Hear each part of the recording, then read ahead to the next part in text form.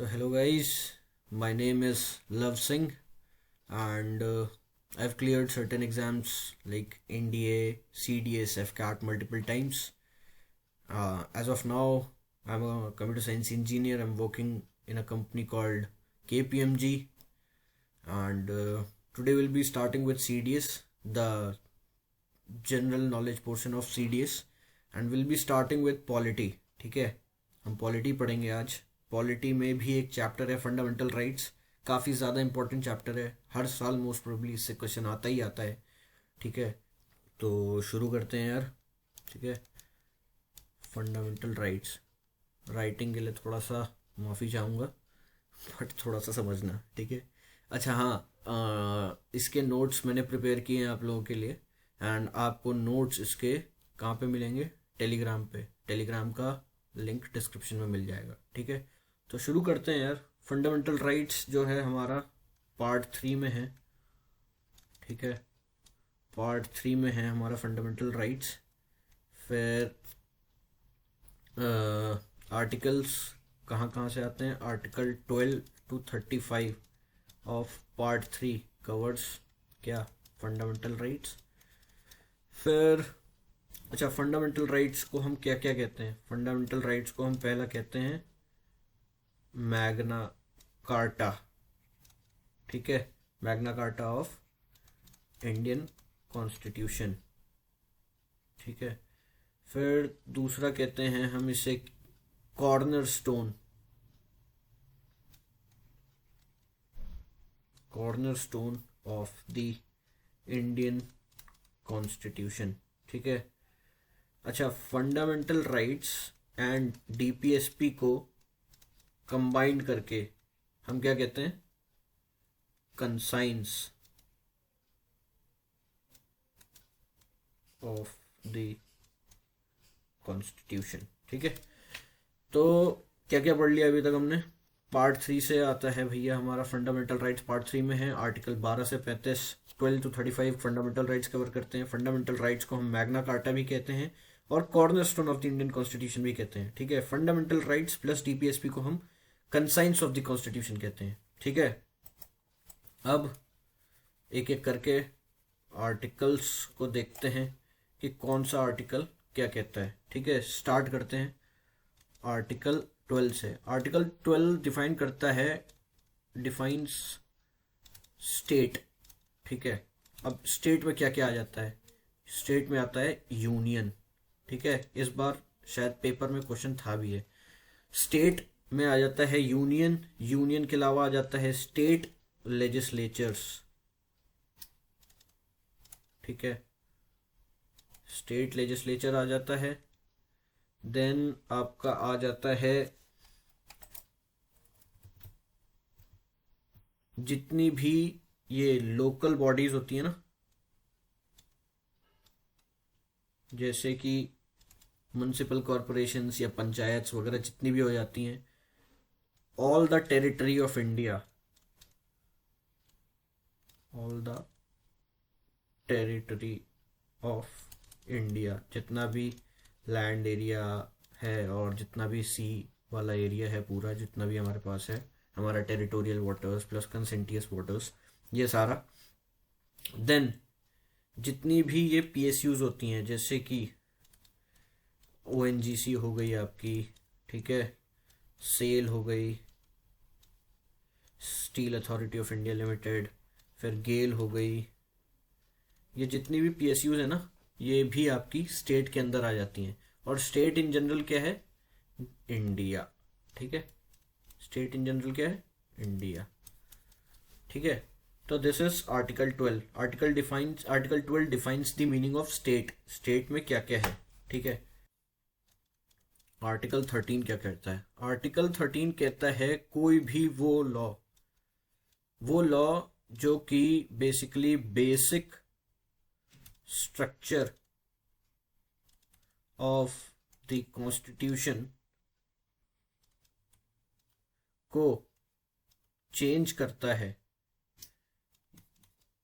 जैसे कि fundamental rights एक basic feature of the constitution है. अगर कोई भी लॉ या फिर कॉन्स्टिट्यूशनल अमेंडमेंट एक्ट इस फीचर को चेंज करता है, किसको, बेसिक स्ट्रक्चर को, तो वो लॉ सुप्रीम कोर्ट अनकॉन्स्टिट्यूशनल कर देगी। ठीक है, उस लॉ की कोई वैलिडिटी नहीं होगी, वो लॉ इनवैलिड हो जाएगा। ठीक है, आर्टिकल 13 यही कहता है, कोई भी ऐसा लॉ जो कि basic structure of the constitution, जिसमें कि फंडामेंटल राइट्स एक पार्ट है बेसिक स्ट्रक्चर का, उसको चेंज करने की कोशिश कोई भी लॉ करता है तो वो लॉ डेरोगेटरी हो जाएगा, उसकी कोई कॉन्स्टिट्यूशनल वैलिडिटी नहीं रहेगी, वो इनवैलिड हो जाएगा। और ये काम कौन करेगा, सुप्रीम कोर्ट। ठीक है, सुप्रीम कोर्ट के पास जुडिशियल रिव्यू की पावर्स होती हैं, जिससे कि वो इसे नल एंड वॉइड करार दे देगा। ठीक है, दिस इज आर्टिकल 13। 12 और 13 समझ में आ गए। अब 14 से लेके बाकी के एक टेक्निक याद कराता हूं। ठीक है, EFERCC। ठीक है, ई क्या है, इक्वलिटी, एफ क्या है, फ्रीडम। थोड़ा राइटिंग के लिए माफ कर देना यार। Equality, freedom, then what is this, E is exploitation. ठीक है, देन आर इज रिलीजन। ठीक है, सी से क्या है, कल्चरल एंड एजुकेशनल राइट्स। ठीक है, एंड सी से क्या है, राइट टू कॉन्स्टिट्यूशनल रेमेडीज। चलो यार, भी आपने ये तो याद करा दिए। अब आर्टिकल्स कैसे हैं इनके अंदर, तो पहला है ई, जो है वो 14 से 18 के डील करता है, आर्टिकल 14 से 18, 14 to 18। ठीक है, देन 19 to 22। देन एक्सप्लोइटेशन क्या है, आर्टिकल 23 एंड आर्टिकल 24। फिर रिलीजन क्या है, रिलीजन है आपका 25 to 28। फिर culture and educational rights 29 to 30, 29 और 30। ठीक है, 29 एंड 30। फिर कॉन्स्टिट्यूशनल रेमेडीज, जिसमें हम हाई सुप्रीम कोर्ट के पास चले जाते हैं, दैट इज आर्टिकल 32। याद हो गया ये, कैसे याद किया हमने, EFERCC। ठीक है, याद हो गया इतना। अब आगे बढ़ते हैं। आर्टिकल 14 क्या कहता है, आर्टिकल 14 कहता है इक्वलिटी बिफोर लॉ। यहाँ पे दो चीजें आती हैं, equality before law and equal protection of law. ठीक है, दो चीजें आती हैं, equality before law and equal protection of law. ठीक है, अब इक्वालिटी बिफोर लॉ क्या है, इक्वालिटी बिफोर लॉ इज कि जितने भी लोग हैं, irrespective of their religion, race, caste, sex और birth of place, they are equal in terms of law. That is, they are equal before law. There would be no biasness or any sort of discrimination. ये concept हमने उठाया है Britain से। ठीक है, so this is a British concept and it is a sort of negative concept. ठीक है, वो पूछ लेगा इक्वलिटी बिफोर लॉ हमने ये फीचर कहाँ से उठाया है, 4 ऑप्शन दे देगा, Canada, America, France and Britain. ठीक है, आंसर इज ब्रिटेन। ठीक है, देन नेक्स्ट टर्म कहता है article 14, equal protection of laws. Equal protection of laws क्या है, इक्वल प्रोटेक्शन ऑफ लॉज है जो हमारी जुडिशरी है, ये गारंटी करेगी that are laws are equally protected. ठीक है, तो ये कंसेप्ट हमने कहाँ से उठाया है, ये हमने कंसेप्ट उठाया है अमेरिका से, अमेरिकन कंसेप्ट है and this is a sort of positive concept. ठीक है, इसे हम पॉजिटिव कंसेप्ट कहते हैं। ठीक है, याद रहेगा। चलो सॉर्टेड। देन हम बढ़ते हैं आगे आर्टिकल 15 की तरफ, आर्टिकल 15 की तरफ बढ़ते हैं। आर्टिकल 15 क्या कहता है, आर्टिकल 15 मूवी देखी होगी। ठीक है, आर्टिकल 15 एश्योर करता है कि there would be no prohibition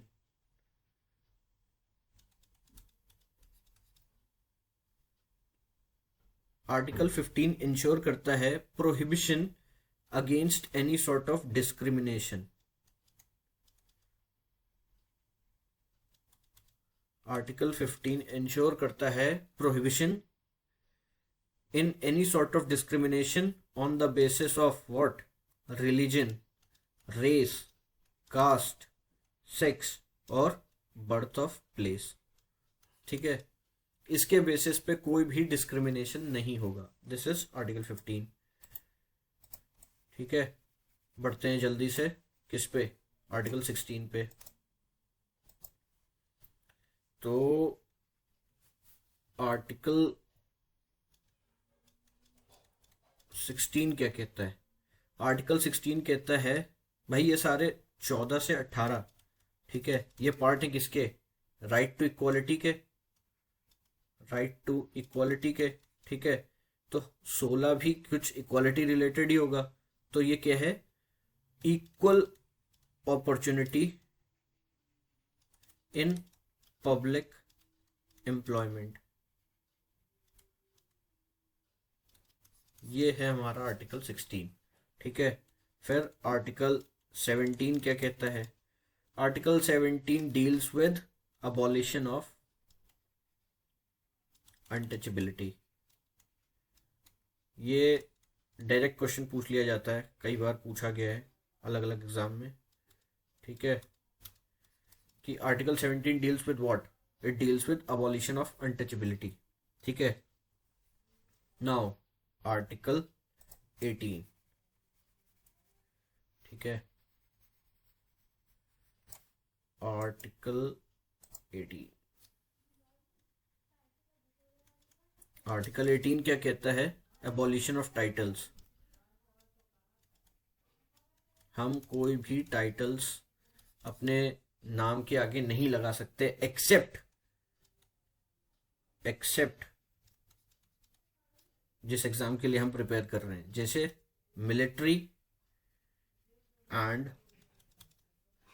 military titles and academic titles.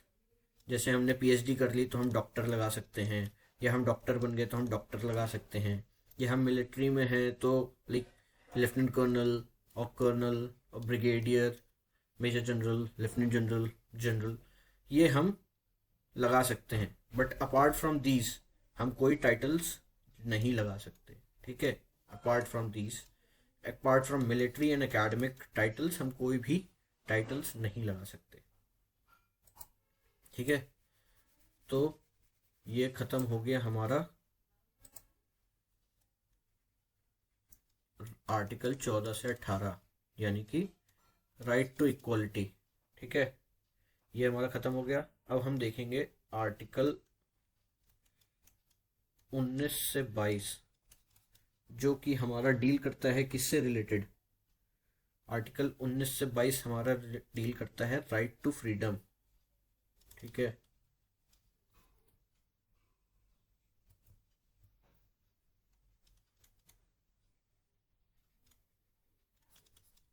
Right to freedom. अब आर्टिकल 19 देखेंगे हम। तो आर्टिकल 19 जो है बहुत इंपॉर्टेंट राइट है।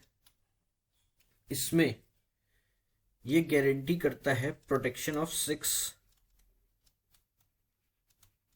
Other rights. ठीक है, अब ये 6 कौन से हैं? इसको याद करने के लिए ये एक शॉर्ट फॉर्म है। ठीक है, सा की एमआरपी, सा is protection of speech and expression, फिर right to freedom of assembly, ठीक है, right to form associations, then right to movement, right to reside यानी रेसिडेंस, एंड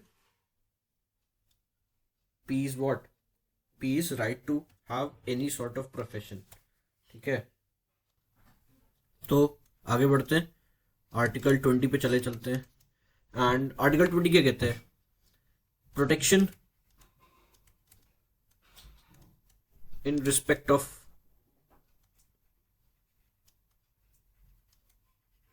ऑफेंसेस। ठीक है, अब इसके अंदर 3 पार्ट आ जाते हैं, ठीक है। अब no ex post facto law, ठीक है। नो डबल जियोपार्डी, ठीक है। एंड नो सेल्फ इंक्रिमिनेशन, ये 3 हैं, ठीक है। यह आर्टिकल 20 कहता है protection in respect of offences. मान लो कोई एक पर्सन ने क्राइम किया, ठीक है, तो अकॉर्डिंग टू लॉ, अभी जो लॉ है उसके रिगार्डिंग ही उसको पनिशमेंट मिलेगी, ठीक है। अगर बाद में कोई लॉ चेंज होता है तो उस समय की दी हुई पनिशमेंट पे जो बाकी का डिफरेंस आ रहा होगा ना, वो उस समय उस पर लागू नहीं होगा, ठीक है। अभी जो चीजें लॉ में मेंशन्ड है, accordingly he'll be punished if he is found to be convicted, ठीक है। अब no double jeopardy. No double jeopardy का क्या मतलब होता है कि एक बार उसको हमने पनिश कर दिया, ठीक है, तो he'll not be punished for the same offence more than once, ठीक है। उसे दोबारा पनिश नहीं करेंगे उसी सेम ऑफेंस के लिए, अगर हम एक बार उसे पनिश कर चुके हैं तो, ठीक है। अगर वो दोबारा करेगा ऑब्वियसली वही चीज तो पनिश करेंगे, बट एक बार करने के लिए हम उसे 2-3 बार पनिश नहीं करेंगे, ठीक है। That is no double jeopardy. Now third one is no self incrimination. No self incrimination का मतलब है कि वो उसको कंपेल नहीं करेंगे कि वो खुद के खिलाफ गवाही दे या खुद के खिलाफ विटनेस बन जाए, ठीक है। That is no self incrimination. आगे बढ़ते हैं, ठीक है। आर्टिकल 21 पे चलते हैं। Article 21 is one of the most important rights, ठीक है। अब आर्टिकल 21 क्या कहता है? आर्टिकल 21 कहता है protection of life and personal liberty, ठीक है। Protection of life and personal liberty, ठीक है। तो इसके अंदर जो हमारी गवर्नमेंट है उसने और सारी चीजें इम्पोज करी कि क्या क्या चीजें होनी चाहिए, क्या क्या नहीं होनी चाहिए, ठीक है। इसके लिए बहुत सारे सुप्रीम कोर्ट ने गाइडलाइंस भी दी। एक मेनका केस था, यहाँ पे इंपॉर्टेंट है उसको मेंशन करना। मेनका केस था, उसके रिगार्डिंग गवर्नमेंट ने बहुत सारी अदर राइट्स रखे जिनको हम इस राइट के अंदर प्लेस कर सकते हैं, जैसे right to privacy, right to shelter, right to health, right to livelihood. ये सारे बहुत सारे राइट्स थे जो इसके अंडर प्लेस किए गए, ठीक है। So this is protection of life and personal liberty. अच्छा, यहाँ पे एक चीज और मेंशन करना बहुत ज्यादा इंपॉर्टेंट है, क्योंकि हम आर्टिकल 20 और 21 की बात कर रहे हैं। तो जब इमरजेंसी लगती है ना, तो बस यही 2 राइट हैं। जब कोई नेशनल इमरजेंसी लग जाती है, ठीक है, तो यही 2 राइट हैं, आर्टिकल 20 और 21, जो कि इमरजेंसी के टाइम पे भी सस्पेंड नहीं होते हैं, ठीक है। केवल और केवल यही 2 राइट्स हैं जो उस समय भी सस्पेंड नहीं होते हैं जब इमरजेंसी लगी हुई हो, ठीक है। अब आगे बढ़ते हैं, आर्टिकल 21A पे आ जाते हैं, ठीक है। आर्टिकल 21A क्या है?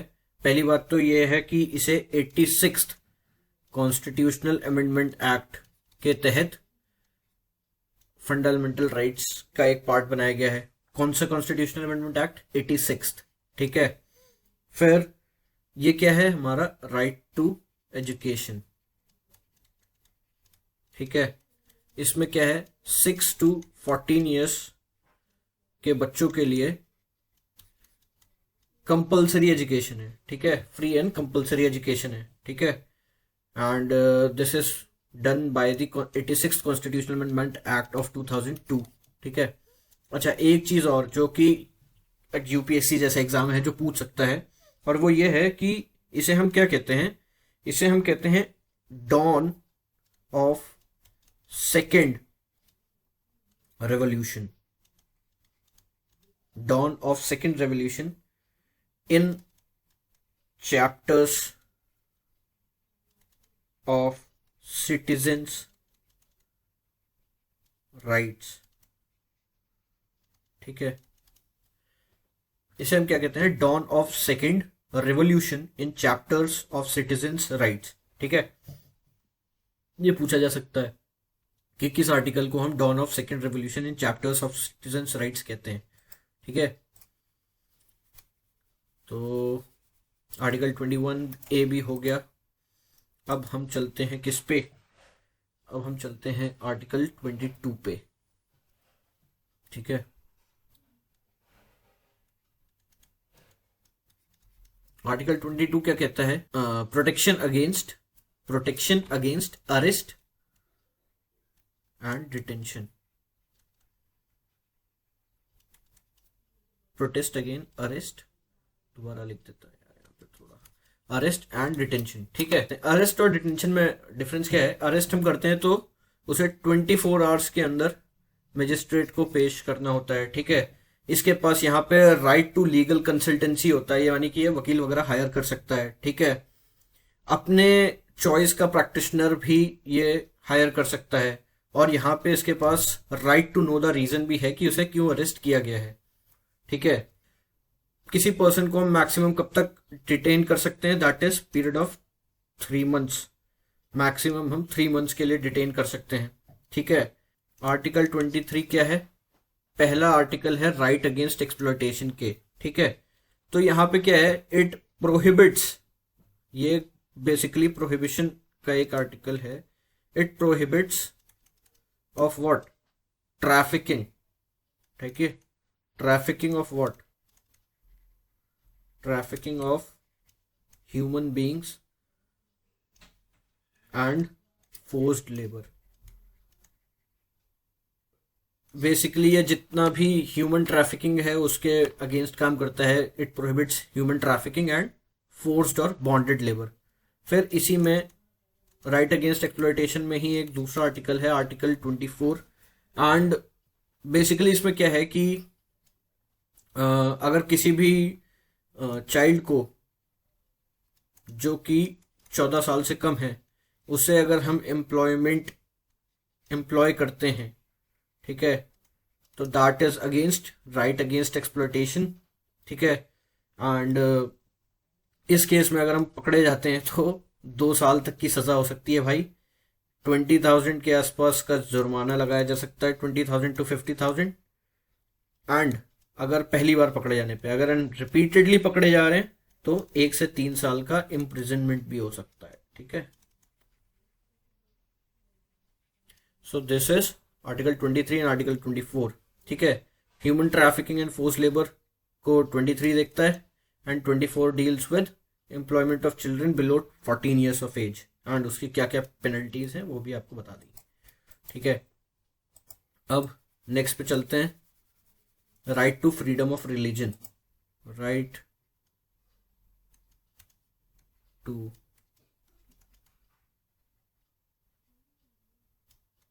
Freedom of religion, right to freedom of religion. ठीक है, ये कहां से कहां तक है, आर्टिकल 25 से 28 right to freedom of religion है। अब 25 क्या कहता है, 25 कहता है राइट टू, कि हम कोई भी रिलीजन फॉलो कर सकते हैं। ठीक है, हम कोई भी रिलीजन फॉलो कर सकते हैं, कोई भी रिलीजन प्रैक्टिस कर सकते हैं, वो हमारे ऊपर है। ठीक है, प्रैक्टिस एनी रिलीजन। ठीक है, अब 26 क्या कहता है, 26 कहता है कि we can manage our own religious affairs. ठीक है, आर्टिकल 26 कहता है, अब इसके अंदर कुछ सब पार्ट्स हैं, जैसे कि हम कुछ इंस्टीट्यूशन बना सकते हैं जो कि चैरिटेबल होंगे। ठीक है, फिर we can create some properties like we can acquire, हम कोई भी प्रॉपर्टी खरीद सकते हैं या बेच सकते हैं, ठीक है। एंड उसके लिए भी कुछ गाइडलाइंस हैं, बट इन रिलीजियस पर्पसेस के लिए हम कुछ भी चैरिटेबल पर्पस से कुछ प्रॉपर्टी वगैरह ले सकते हैं, कुछ चैरिटेबल इंस्टीट्यूशंस बना सकते हैं, ठीक है। So it comes under manage our own religious affairs. तो that is article 26। And article 27 क्या कहता है? आर्टिकल 27 सेज कि किसी भी पर्सन को कोई टैक्स देने की जरूरत नहीं है अपने रिलीजियस अफेयर्स को बढ़ाने के लिए। कोई टैक्सेस का देना जरूरी नहीं है। अगर उसे अपना कोई प्रमोशंस वगैरह करने भी हैं तो उसे कोई टैक्स देने की जरूरत नहीं है। तो दिस इज आर्टिकल 27, ठीक है। It basically says payment of taxes, like he और she should not be compelled for paying for the payment of any of the taxes, ठीक है। अगर उसे अपना रिलीजियस अफेयर्स को प्रमोट करना है बेसिकली, तो उसे कोई टैक्सेस देने की जरूरत नहीं है, ठीक है। फिर article 28, last article of this broad heading, right to freedom of religion. ये क्या कहता है कि ये बेसिकली 4 तरीके के ना एजुकेशनल इंस्टीट्यूशंस जो होते हैं या रिलीजियस इंस्टीट्यूशंस होते हैं उनको डिस्टिंग्विश करता है बेसिकली, जो कि these are institutions which are maintained by states, ठीक है। Institutions maintained by states but are established under trust, ठीक है। कोई स्टेट मेंटेन कर रहा है यानी स्टेट स्पॉन्सर्ड है। फिर आपका स्पॉन्सर तो स्टेट ने किया है लेकिन कोई ट्रस्ट भी स्पॉन्सर कर रहा है, ठीक है। फिर एक है कि एक कोई इंस्टीट्यूशन है, उसको स्टेट ने रिकॉग्नाइज तो कर लिया है बट उसको फंड नहीं कर रहा है, ठीक है। फिर एक और हो जाता है इंस्टीट्यूशन जहां पे स्टेट से कुछ ग्रांट्स मिलते हैं, रिकॉग्नाइज्ड होता है, कुछ ग्रांट्स मिलते हैं बट कंप्लीटली स्पॉन्सर्ड नहीं होते हैं। तो ये 4 तरीके के टाइप्स होते हैं जिसमें कि क्लासिफाई किया गया है इंस्टीट्यूशंस को, रिलीजियस इंस्टीट्यूशंस को, ठीक है। That is article 28। Article 29 and article 30, ठीक है। ये जो है हमारा, ये आता है किसमें? कल्चरल एंड एजुकेशनल राइट्स में। ये आता है हमारा कल्चरल एंड एजुकेशनल राइट्स में, ठीक है। तो पहले हम आर्टिकल 29 को देखते हैं। आर्टिकल 29 कहता है कि अब कल्चरल एंड एजुकेशनल राइट्स है, ठीक है। तो आर्टिकल 29 कुछ कल्चर एंड एजुकेशनल राइट्स किसके? माइनॉरिटीज से रिलेटेड है, ठीक है। Cultural and educational rights of minorities, ठीक है। तो इसमें पहला पॉइंट है जो वो कहता है कि जो भी माइनॉरिटीज हैं, ठीक है, जो भी माइनॉरिटीज हैं उनका इंटरेस्ट, उनका प्रोटेक्शन ऑफ इंटरेस्ट बेसिकली किस चीज में? लैंग्वेजेस में, ठीक है, कल्चर में। माइनॉरिटीज को प्रोटेक्ट किया जाएगा with respect to their language and culture, ठीक है। फिर दूसरा जो है वो है कि there would not be any discrimination, minorities में कोई डिस्क्रिमिनेशन नहीं होगा, ठीक है, with regards to race, religion, caste और सेक्स, ठीक है। नेक्स्ट इज आर्टिकल 30, ठीक है। इसमें आ जाता है क्या? आर्टिकल 30 में आ जाता है आपका जो माइनॉरिटीज है ना, ये खुद के एजुकेशनल इंस्टीट्यूशन इस्टेब्लिश और एडमिनिस्टर दोनों कर सकते हैं। क्या माइनॉरिटीज जो है ना, इनके पास राइट है कि ये खुद के एजुकेशनल इंस्टीट्यूशंस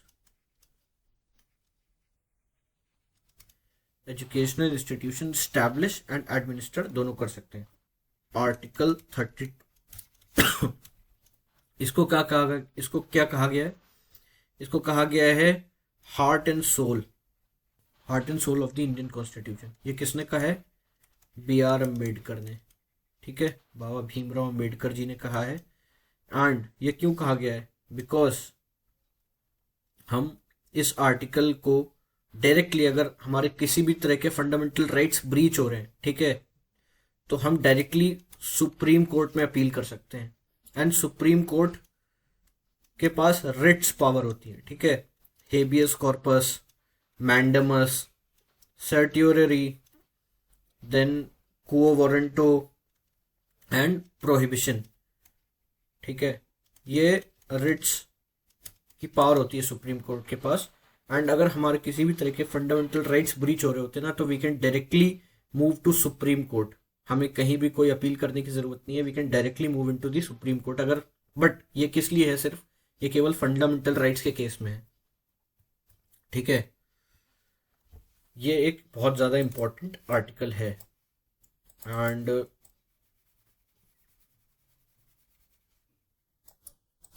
अगर हम बात रिट्स की कर रहे हैं ना, तो रिट्स को हम अलग से डिस्कस करेंगे। अभी बता दे रहा हूं कि रिट्स 5 टाइप की होती हैं, ठीक है, habeas corpus, mandamus, certiorari, prohibition and quo warranto, ठीक है। ये 5 रिट्स होती हैं, इनको हम अलग से डिस्कस करेंगे बिकॉज इनको थोड़ा सा कंसेप्चुअल है ये, और इन्हें समझना ज़्यादा इंपॉर्टेंट है। अब आर्टिकल 31 क्या कहता है? आर्टिकल 31 जो पहले था ना, आर्टिकल 31 पहले था राइट टू प्रॉपर्टी, ठीक है। इसे हम पहले आपका फंड राइट टू प्रॉपर्टी, ठीक है, इसे हम पहले क्या फंडामेंटल राइट्स में कैटेगराइज करते थे, बट इसे 44th कॉन्स्टिट्यूशनल अमेंडमेंट के बाद, ठीक है, इसे हमने एक लीगल राइट बना दिया, ठीक है। अब एक लीगल राइट बना दिया और इसको हमने प्लेस कर दिया कहाँ पे? आर्टिकल 300A, ठीक है। सो अब ये एक फंडामेंटल राइट नहीं है, एक ये लीगल राइट है, ठीक है। और ये क्या कहता है कि no one should be deprived of their property, ठीक है, ठीक है, except by the authority of law. किसी को भी किसी की प्रॉपर्टी से हटाया नहीं जा सकता, ठीक है। This was article 31। Article 33, article 34 and article 35 है। ये बेसिकली पार्लियामेंट से डील करता है, ठीक है। पार्लियामेंट से डील करने का मतलब क्या है? आर्टिकल 33 कहता है कि पार्लियामेंट के पास पावर है क्या, कि भैया ये आर्म फोर्सेस जो है ना, हमारी आर्म फोर्सेस, इनके फंडामेंटल राइट्स को कुछ हद तक कर्टेल कर सकता है, ठीक है। कुछ ऐसे रूल्स बना सकता है पार्लियामेंट जिसमें जो हमारे आर्म फोर्सेस हैं उनके फंडामेंटल राइट्स को कम किया जा सकता है।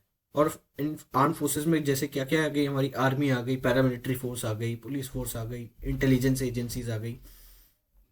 पार्लियामेंट इनके फंडामेंटल राइट्स को कर्टेल कर सकता है, ठीक है, कम कर सकता है। फिर article 34 deals with martial law, ठीक है। मान लो कोई स्टेट में कोई इमरजेंसी आ गई, तो उस केस में क्या है, फंडामेंटल राइट्स आपके except for article 20 and 21 cartel किए जा सकते हैं, ठीक है। कर्टेल मतलब कम किए जा सकते हैं या हटाए जा सकते हैं फंडामेंटल राइट्स, ठीक है। आर्टिकल 35 क्या कहता है कि जो हमारा पार्लियामेंट है ये बेसिकली रिस्ट्रिक्ट कर सकता है, ठीक है, फंडामेंटल राइट्स को डिसाइड कर सकता है। अब कुछ भैया जिस पे सबसे ज्यादा क्वेश्चन बनते हैं, फीचर्स। आर्टिकल तो याद हो जाएंगे यार, अभी मैं तुम्हें अपने पीडीएफ वाले नोट्स दे दूंगा, तुम 2-3 बार पढ़ोगे तुम्हें सब क्लियर हो जाएगा, एक ओवर वीडियो देख लोगे तो ये सारी चीज़ें क्लियर हो जाएंगी, ठीक है। बट ये फीचर समझना बहुत ज़रूरी है, ठीक है। पहला फीचर है कि fundamental rights are not absolute but qualified, इसका क्या मतलब हुआ? इसका मतलब ये हुआ कि पार्लियामेंट इनको कर्टेल कर सकता है, ठीक है, कॉन्स्टिट्यूशनल अमेंडमेंट एक्ट ला के कुछ फंडामेंटल राइट्स को कर्टेल किया जा सकता है कॉन्स्टिट्यूशनल अमेंडमेंट एक्ट लाकर, ठीक है। तो these are not absolute but qualified, ठीक है।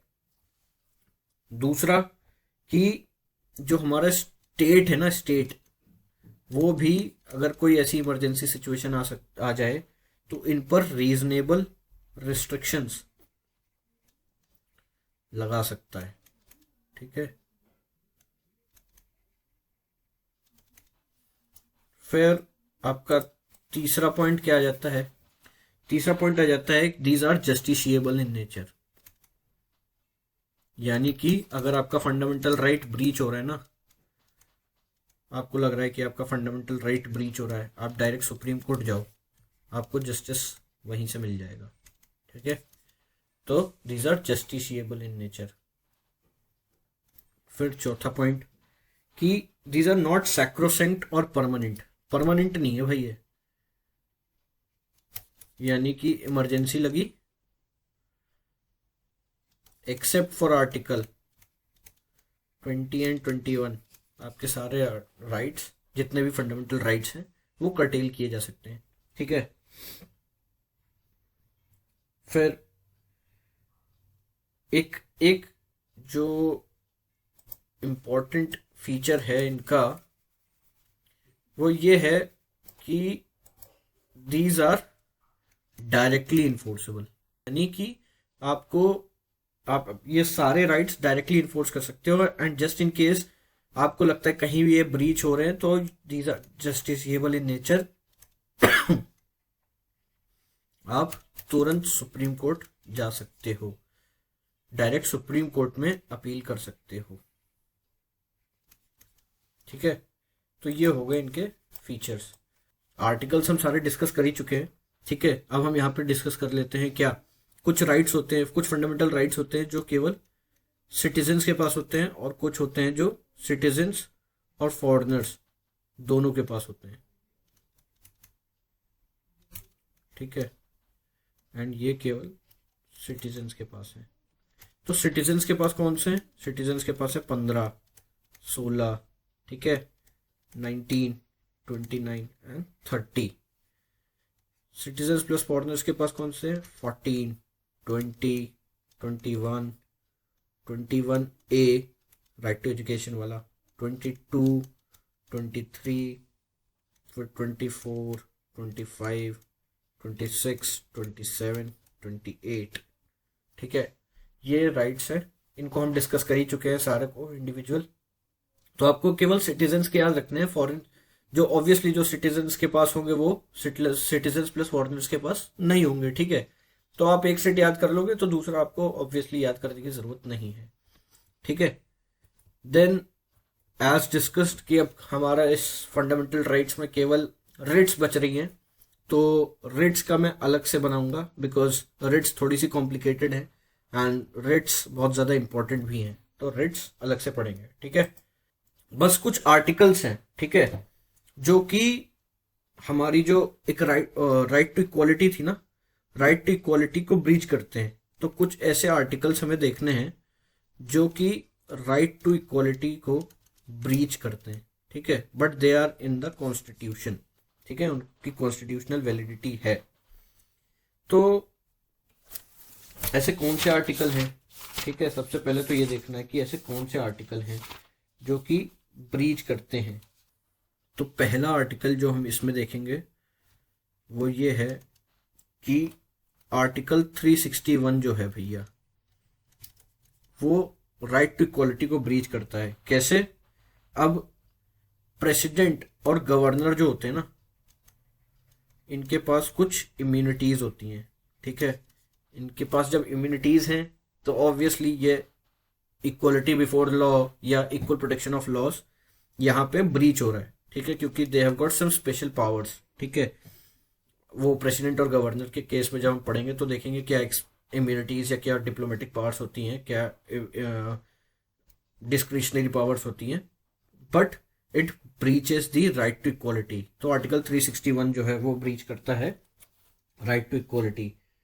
फिर जैसे कि लोकसभा या फिर राज्यसभा में कोई प्रोसीडिंग्स चल रही हैं, ठीक है, वहां पे सेशंस चल रहे हैं, तो वहां पे अगर कोई उसकी अगर कोई ट्रू सब्सटैंशियल रिपोर्ट निकाल देता है, ठीक है, वो प्रेस हो जाती है, तो वो भी बेसिकली एक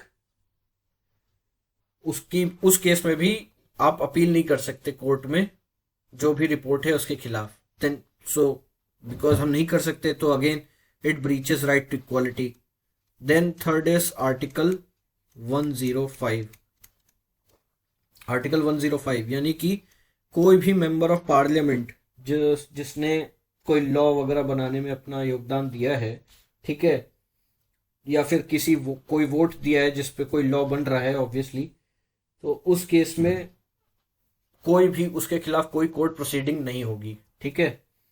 देन अगेन आर्टिकल 194 सेम है, ये यूनियन के लिए है आर्टिकल 105, और 194 आपका स्टेट लेजिस्लेचर के लिए है, ठीक है। So these are some of the articles which basically breach the right to equality. तो अब ये मैंने आपको क्यों पढ़ाया, सीडीएस में क्वेश्चन पूछ लेगा कि which of the following rights basically discriminates the right to equality और breaches the right to equality.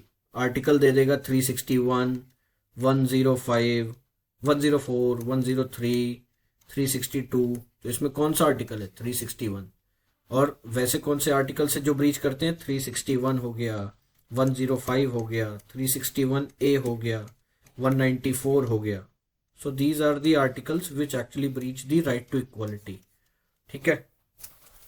तो इसके साथ ही हमारा जो ये है फंडामेंटल राइट्स ये खत्म होता है। Only the portion of writs is left. Writs को मैं अलग से डिस्कस करूंगा। एंड कोई डाउट्स वगैरह हो तो you can always message me, I clarify all your doubts. जो इसका पीडीएफ होगा, जहाँ जो इसके नोट्स होंगे वो आपको टेलीग्राम सेक्शन से मिल जाएंगे, ठीक है। टेलीग्राम का डिस्क्रिप्शन लिंक डिस्क्रिप्शन में होगा, टेलीग्राम का लिंक डिस्क्रिप्शन में होगा। And for any of your doubts, अगर कहीं पे भी कोई क्लैरिटी नहीं हो समझाने पढ़ाने में, तो you can always message me, I clarify all your doubts. बाकी अगर एक बार आप नोट्स पढ़ लोगे, एक बार वीडियो देख लोगे, थोड़ा समझ लोगे, then all your doubts would be cleared, ठीक है। तो इसी के साथ चलते हैं यार, हम भी बढ़िया से पढ़ाई करेंगे। फंडामेंटल राइट्स खत्म कर दिया है, आगे की चीज़ें करते रहेंगे, ठीक है। चलो ओके बाय।